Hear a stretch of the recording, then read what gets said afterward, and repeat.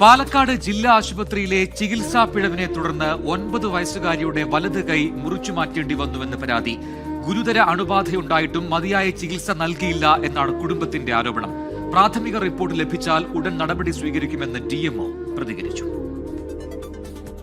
9 വയസ്സുകാരി പാലക്കാട് പല്ലശ്ശന സ്വദേശി വിനോദിനിയുടെ വലത് കൈയാണ് മുറിച്ചു മാറ്റേണ്ടി വന്നത്. സെപ്റ്റംബർ 24-നാണ് സഹോദരനൊപ്പം കളിക്കുന്നതിനിടെ പെൺകുട്ടിക്ക് വീണു പരിക്കേറ്റത്. ജില്ലാ ആശുപത്രിയിൽ നിന്ന് പ്ലാസ്റ്റർ ഇട്ട് വിട്ടയച്ചു.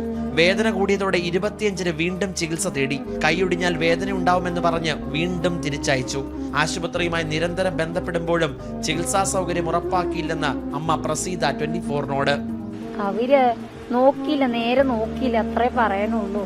അവര് നോക്കിയതാണെങ്കിൽ ഇപ്പൊ ഇൻഫെക്ഷൻ അടിച്ചിരിക്കുകയാണ്. കാരണം കയ്യില് എന്താ പറഞ്ഞാൽ ഈ കുത്തിയത് അവര് നേരെ നോക്കണം. കല്ലോ എന്തെങ്കിലും പൊടിയുണ്ടെങ്കിൽ ഇൻഫെക്ഷൻ അടിക്കുന്ന അവർക്ക് അറിയാലോ. അവരത് നോക്കിയില്ല, പഴുപ്പ് കയറിപ്പോയി. ഇനി പറ്റില്ല. എന്താണ് പറഞ്ഞ കൈ പോയി, ഇത്ര തന്നെ. കൈ മുറിച്ചു മാറ്റി.